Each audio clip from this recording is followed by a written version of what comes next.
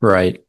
And how would someone go about choosing a trustee? So, what kind of conversations would they have to have with that person to make sure everyone's aligned? And I'll just give you one example that we came across recently that was quite interesting. A young couple, had a trust, and the trustee, who happened to be the same person as the guardian in the event of the couple's untimely demise, was actually a resident of Europe in a European country, which can add some complexity to the whole picture.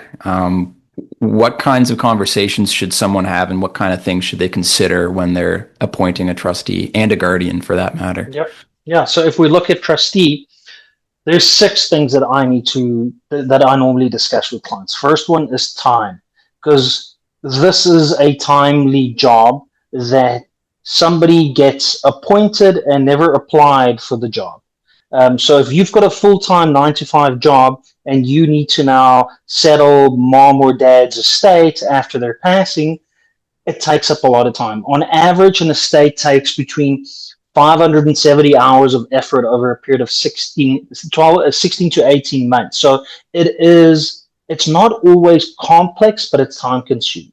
Second one is age. So if the person is of a same or older age than you need to ask the question, what's going to happen if that person passes away before you or becomes incapacitated and is acting as trustee of an ongoing trust? Who's going to then step in and take over? Third one is knowledge. This is an ever-changing industry. I would say the last 10 to 15 years globally, there's been big changes pertaining to estate and trust administration, as well as taxes pertaining to that. So if the person that is acting in that capacity does not have the knowledge or ability, then is that actually the right person for you? Fourth one is executor location.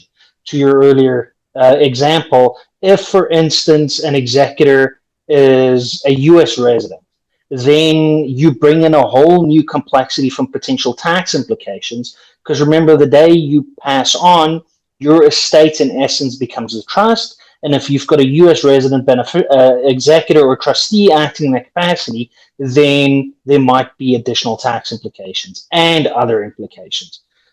Fifth one is looking at assets outside of jurisdiction. So if you have assets in another province in Canada, or even worse, in the US or in Europe, then we need to determine what's going to be the best way to handle this from an administrative and tax implication perspective to avoid any pitfalls. So if it might be necessary, then we might look at doing a Canadian will, and we'll do a will for the assets in a separate jurisdiction.